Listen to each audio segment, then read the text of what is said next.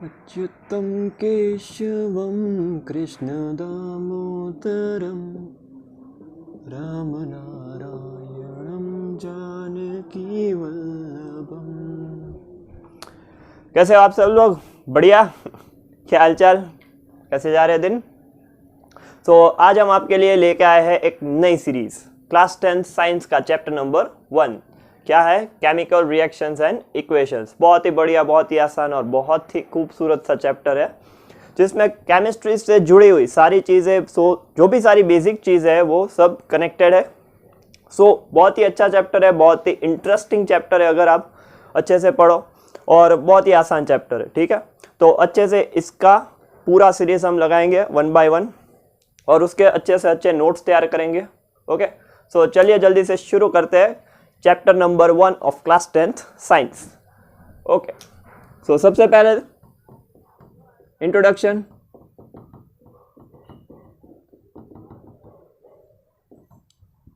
Chapter number 1। Introduction में क्या लिखेंगे? सबसे पहला पॉइंट ये लिखना चाहिए, change is the law of nature. सही बात है, ठीक है। चेंज क्या है? एक नेचर का लॉ है। कोई भी फिनोमिनन अगर होती है तो उसमें कोई ना कोई चेंज होता है। जैसे कि फॉर एग्जांपल मान लो ये अगर पेंसिल तोड़ दी, ठीक है, तो एक चेंज आया। ठीक है, पेंसिल के जो फिजिकल एस्पेक्ट था उसमें एक चेंज आया। मान लो कि दूध बाहर रह गया, ठीक है, खराब हो जाता है आफ्टर सम टाइम, वो भी एक चेंज है। मान लीजिए कि हमने कोई खाना पका रहे हैं हम, तो वो भी एक चेंज है। बढ़िया। मान लो कि इवोपरेशन हो रहा है, बारिश का मौसम है, अभी बारिश हो रही है, इवोपरेशन हुआ था, तो वो भी एक चेंज है, राइट। इस तरह से कई सारे examples that you can consider. Cake बनाया ओके, केक बनाते, ब्रेड बनाते, वो भी एक यू कैन से चेंज है। मान लो कि कोई आयरन नेल है, ठीक है, रस्टिंग लग जाता है, उसमें खराब हो जाता है, करॉड हो जाता है, तो वो भी एक क्या है? वो भी एक चेंज है। जो भी सारी phenomenon day to day life में हो रही, उसमें कुछ ना कुछ तो चेंज आता ही है, which shows that change is the law of nature. सभी सारी चीजों में चेंज तो हमेशा होता ही है, ठीक है। This is the basic example, that is change is the law of nature. Now see types of changes. Primary में पढ़ा होगा ये सब, टाइप्स ऑफ चेंजेस। दो तरह के चेंज होते हैं। पहला होता है फिजिकल चेंज और दूसरा होता है केमिकल चेंज। तो फिजिकल चेंज और केमिकल चेंज, हम चेंजेस को दो पार्ट में डिवाइड करते हैं, दो पार्ट में यू कैन से क्लासिफाई करते हैं। तो पहला होता है physical change. Physical properties changes, ठीक है। फिजिकल चेंज में क्या होता है कि जो भी सब्सटेंस है उसकी फिजिकल प्रॉपर्टी में चेंज आता है। सेकेंडली, यहां पे फर्स्ट पॉइंट लिखते हैं,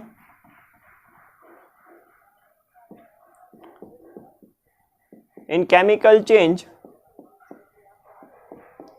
केमिकल कंपोजिशन यू कैन से चेंजेस। उसका पूरा केमिकल कंपोजिशन चेंज हो जाता है, ठीक है, क्योंकि रिएक्शन होगा। केमिकल चेंज में क्या होगा? केमिकल रिएक्शन होगा। रिएक्शन हो रहा है इसलिए उसका पूरा कंपोजिशन चेंज होता है। तो कंपोजिशन अगर चेंज हुआ तो नए प्रोडक्ट्स बनेंगे, इसमें कोई नए प्रोडक्ट्स नहीं बनते। तो दूसरा पॉइंट क्या लिखेंगे? No new products are formed. इसमें कोई भी नया प्रोडक्ट नहीं बनता, ठीक है। जो भी एक प्रोडक्ट है, मान लो अभी एग्जांपल दिया था पेंसिल का, पेंसिल तोड़ दो ऐसे तो पेंसिल ही रहेगी, उसमें कोई कंपोजिशन में चेंज नहीं है, ठीक है। उसका फिजिकल प्रॉपर्टी है जो, वो ही चेंज हुआ है। सेकेंडली इसमें क्या लिखेंगे? You can write substance with, या तो फिर ऐसा लिखो, new substance with different properties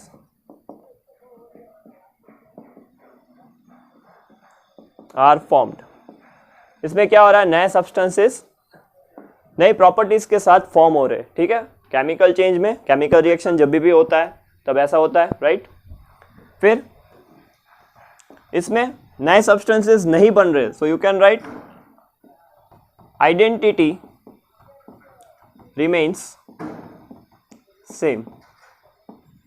इसमें आइडेंटिटी क्या रहेगी, सेम ही रहेगी। पेंसिल को तोड़ दिया तो वो तो पेंसिल ही होगी, राइट। इसमें क्या होगा, आइडेंटिटी गेट्स कंप्लीटली लॉस्ट। पूरी की पूरी आइडेंटिटी है वो बदल जाती है, कंप्लीटली लॉस्ट। खुद की पहचान होती है वो बदल जाती है, ठीक है। हाइड्रोजन का और ऑक्सीजन का रिएक्शन करवा लो, वाटर मिलता है, तो वो बेस्ट एग्जांपल होता है केमिकल रिएक्शन को, बेस्ट एंड बेसिक, ठीक है। Best and basic example is that H2 + O2 will form 2H2O, ठीक है।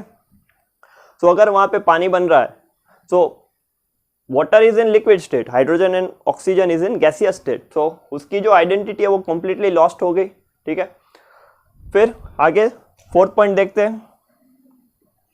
फोर्थ पॉइंट क्या लिखेंगे कि ये जो होता है रिएक्शन फिजिकल चेंज, वो generally it is generally reversible. ये क्या होता है, जनरली रिवर्सिबल होता है। इसमें क्या होगा, दिस इज जनरली इरिवर्सिबल,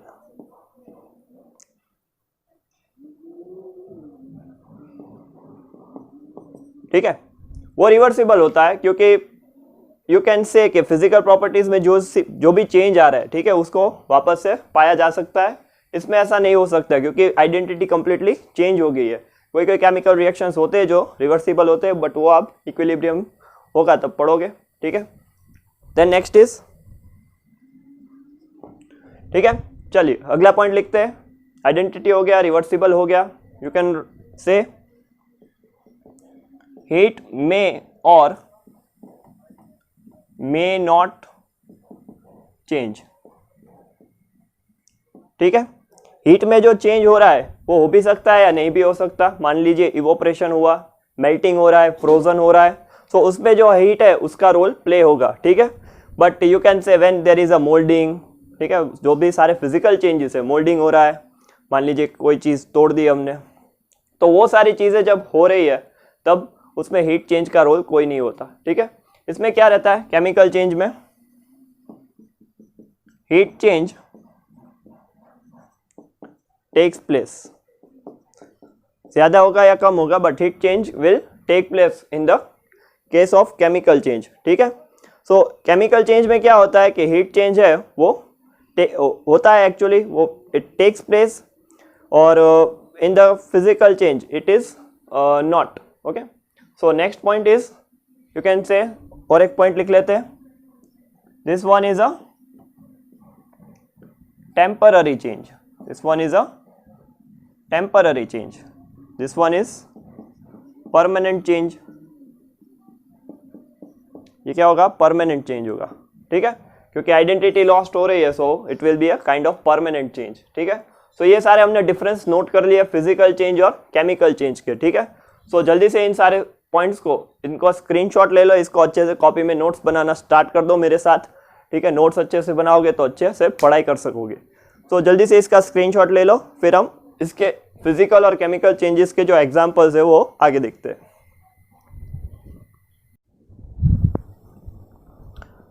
चलिए तो अभी वन बाय वन देखते हैं एग्जांपल्स फिजिकल और केमिकल चेंजेस के। तो पहला एग्जांपल जो अभी मैंने बताया था, that is breaking a pencil, ठीक है, उसके शेप में चेंज आ रहा है, फिजिकल चेंज है, ठीक है, तोड़ दिया, आधा कर दिया। दूसरा example you can consider cookie crumbling, biscuit को ऐसे उसका चूरा कर देना, तोड़ देना, ठीक है, cookie crumbling. Then you can say next example is dissolving salt या तो फिर sugar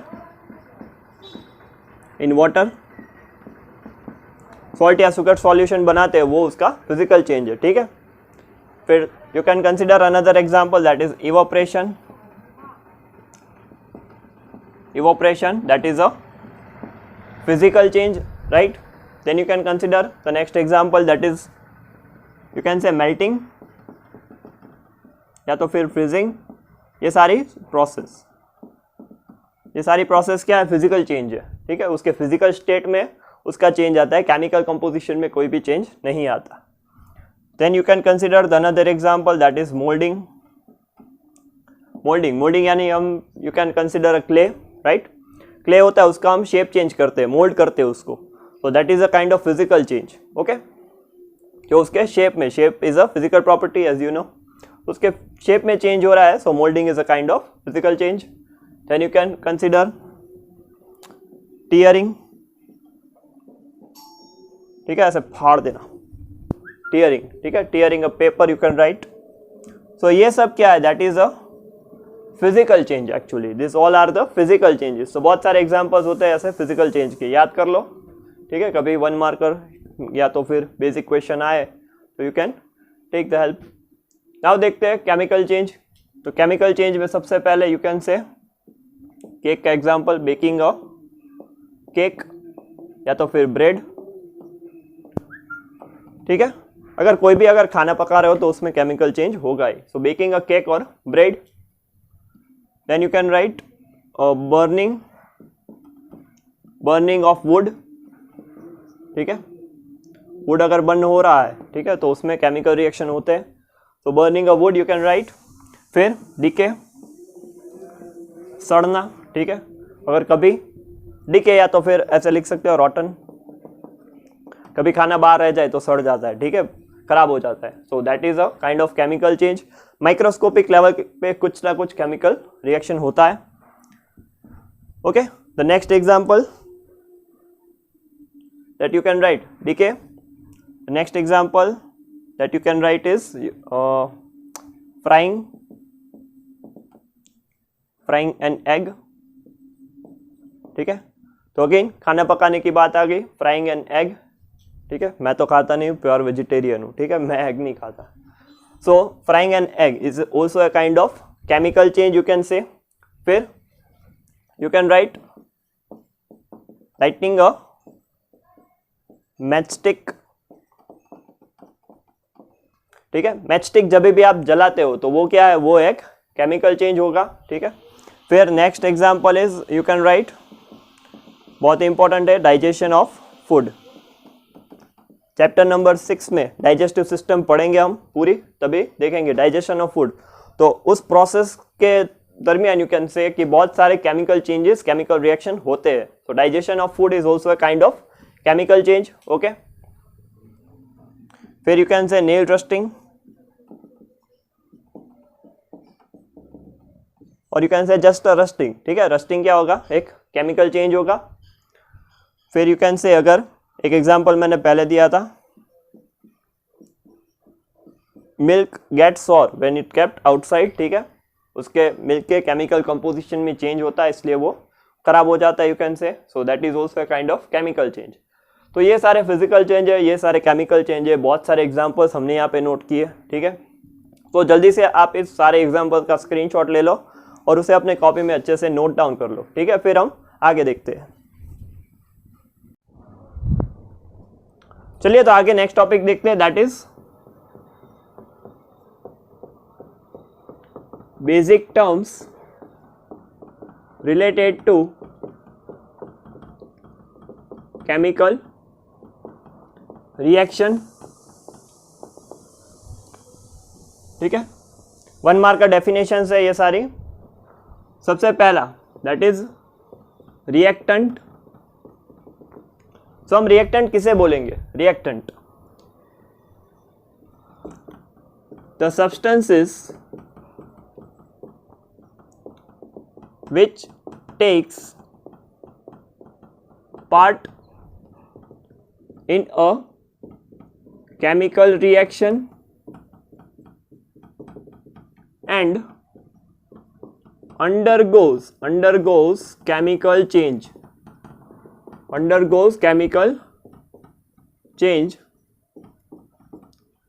are known as reactants.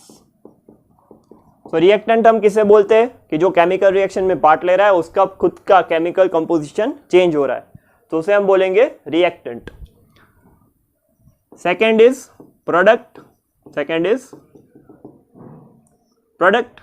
तो प्रोडक्ट हम किसे बोलेंगे? Product that is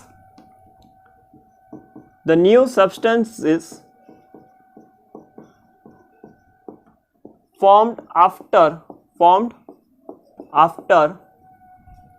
a chemical reaction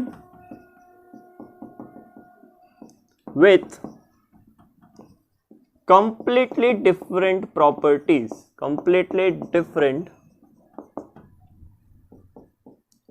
properties, are known as products. आसान है। सो रिएक्शन कंप्लीट होने के बाद जो नए सब्सटेंसेस हमें मिलते हैं जिनकी प्रॉपर्टी डिफरेंट होती है, जो हमने केमिकल चेंज में लिखा था, they are known as products. The third is chemical reaction. बहुत important definition, chemical reaction. So chemical reaction क्या है? Actually it is a chemical change, chemical change in which reactants react to form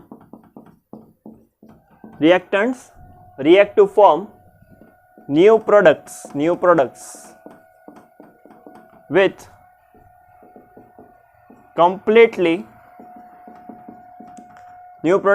completely different properties.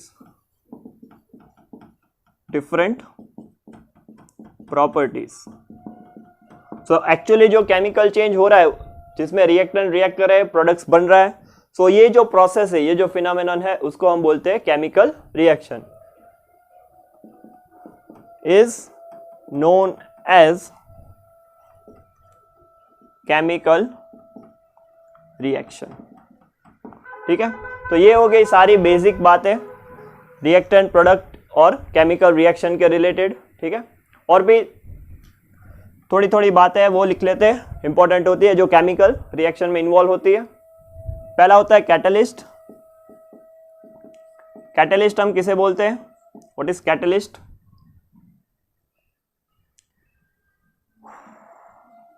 चलिए, तो catalyst हम किसे बोलते हैं? It does not take part in reaction but it makes the reaction faster.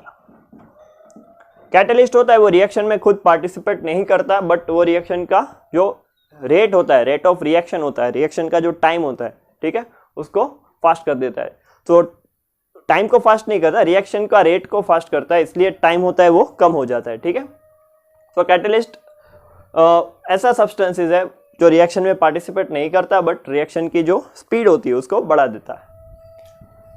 Then next term that is promoter. तो हम promoter किसे बोलते हैं? It increases the efficiency of catalyst. Promoter क्या होता है? कैटलिस्ट की एफिशिएंसी को बढ़ा देता है। It increases the efficiency of catalyst and you can right catalyst without taking part in a chemical reaction. वो खुद भी केमिकल रिएक्शन में पार्ट नहीं लेता, बट अगर प्रमोटर को डाल दो तो प्रमोटर क्या करेगा? कैटलिस्ट की जो एफिशिएंसी है उसको बढ़ा देगा, और कैटलिस्ट की एफिशिएंसी बढ़ गई तो रिएक्शन को और फास्ट कर देगा। ठीक है, so next term that is precipitates, जो काफ़ी बार इस चैप्टर में हम पढ़ेंगे प्रेसिपिटेट्स। ठीक है, इस वर्ड को। सो प्रेसिपिटेट्स होता क्या है? It is insoluble substance which comes out of liquid solution। ठीक है, यू कैन राइट जो भी एक ऐसा सब्सटेंस होता है प्रेसिपिटेट, ठीक है, जो सॉलिड फॉर्म में होता है और वो लिक्विड सॉल्यूशन में प्रेजेंट रहता है, ठीक है, because it is insoluble, that is you can right it does not dissolve in solution, वो सॉल्यूशन में खुद डिसॉल्व नहीं होता, ठीक है, सॉलिड फॉर्म में ऐसे ही पड़ा रहता है, ठीक है, उसके कलर्स होते हैं वो हम सॉल्यूशन में देख सकते हैं। सो ये सारी चीजें वो बेसिक टर्म्स है, that is reactant, product, chemical reaction, catalyst, promoter, precipitates, ये सारी जो चीजें हैं वो केमिकल रिएक्शंस में इन्वॉल्व होती है। तो सबसे पहले अगर आपको केमिकल रिएक्शन पढ़ना है तो ये सारी बेसिक डेफिनेशंस आनी चाहिए, इसलिए मैंने ये सारी डेफिनेशंस नोट आउट कर दी है, ठीक है। सो जल्दी से इसका स्क्रीनशॉट ले लो और इसे अपने कॉपी में नोट डाउन कर लो। चलिए तो अभी एग्जांपल्स देखते हैं।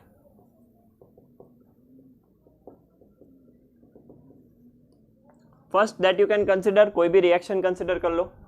मान लो sodium Na plus H2O that is forming NaOH plus H2 gas, ठीक है। हमारे पास ऐसा एक रिएक्शन है, सोडियम वाटर के साथ रिएक्ट कर रहा है, ठीक है, और NaOH बना रहा है। सो अगर इसको बैलेंस करना है यहाँ पे 2 रख दो, ये हो गया रिएक्शन बैलेंस स्टेट में। तो इस रिएक्शन में देखो यहाँ पे जो है इसको हम बोलेंगे रिएक्टेंट, इसको क्या बोलेंगे हम, रिएक्टेंट, बढ़िया। ये जो है बन रहा है उसको हम क्या बोलेंगे, प्रोडक्ट्स, ये क्या है, प्रोडक्ट्स, ओके। दूसरा एक रिएक्शन चेक करो, यू कैन से हैबर्ट्स प्रोसेस, आपके सिलेबस में नहीं है अभी, बहुत ही फेमस प्रोसेस है ये, to produce ammonia,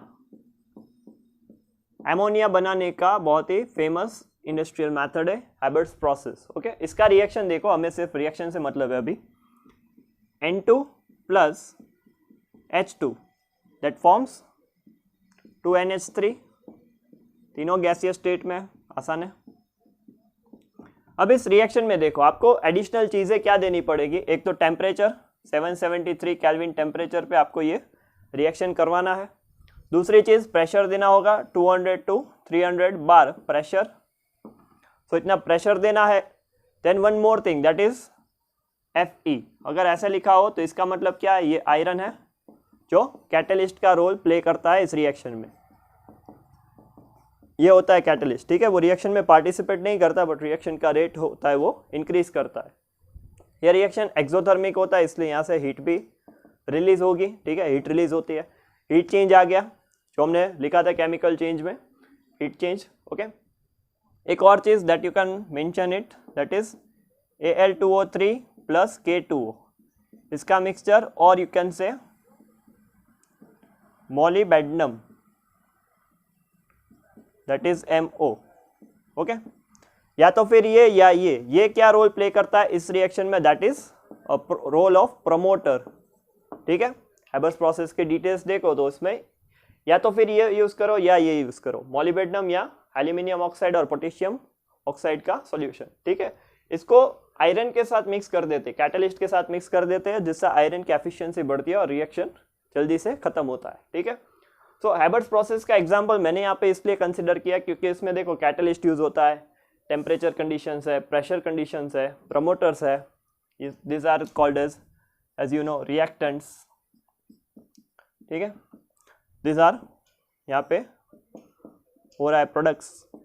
so Haber's process का एग्जांपल मैंने इसलिए यहाँ पे दिया, यहाँ पे रिएक्टेंट भी है, प्रोडक्ट भी है, प्रमोटर है, कैटलिस्ट है, टेम्परेचर है, प्रेशर है, हीट रिलीज हो रही है, सभी चीज़ें इस रिएक्शन में अवेलेबल है आपको, तो समझने में आसानी होगी कि रिएक्शंस के अंदर कितनी सारी चीज़ें मेंशन हम कर सकते हैं, बढ़िया है। सो ये दोनों एग्जांपल्स नोट कर लो अपने कॉपी में जल्दी से, या तो फिर इसका स्क्रीनशॉट ले लो, ले लिया, हो गया। सो आज का हम लेक्चर यहीं पे ख़त्म करते हैं। आज हमने 2 चीज़ें क्लियर की, कौन सी 2 चीज़ें, पहला physical and chemical change that are types of changes, और दूसरी चीज़ हमने क्लियर की वो थी basic terms that are related to the chemical reaction, ठीक है। तो अगले लेक्चर में हम और भी सारी कई चीज़ें लेके आएंगे, तब तक के लिए पढ़ाई करते रहो, आगे बढ़ते रहो, ऑल द वेरी बेस्ट।